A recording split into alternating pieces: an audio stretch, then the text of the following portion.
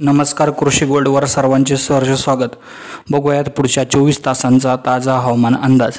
सकाळपासून राज्यामध्ये जे कडक ऊन आता आपल्याला पाहायला मिळत होते आणि अचानक जे वातावरणीय बदल होणार आहे संध्याकाळी 5 वाजेनंतर, म्हणजे आता मी जो व्हिडिओ रेकॉर्ड करत आहे तेव्हापासून वातावरणीय बदल व्हायला सुरुवात होईल आणि रात्री 8 वाजेपर्यंत बऱ्याच जिल्ह्यांमध्ये तुफानी पावसाचा अलर्ट पाहायला मिळणार आहे। काही भागात विजांच्या गडगडाटासह तर काही भागात ढगांच्या गडगडाटासह, काही भागात वादळी वाऱ्यासह जोरदार पावसाची मुसंडी सध्या पडणार आहे। आता कोणकोणते जिल्हे आहेत ते आपण सर्वप्रथम बघूयात। तर अहमदनगर, त्याचप्रमाणे बीड, लातूर, नांदेड, त्याचप्रमाणे जर बघितलं तर रत्नागिरी, सिंधुदुर्ग या भागामध्ये जे पावसाचा अलर्ट आहे। बऱ्याच भागामध्ये जे आहे वादळी वाऱ्यासह पाऊस पडेल, तर काही ठिकाणी जे आहे विजांच्या कडकडाटासह पाऊस पडण्याची शक्यता आहे।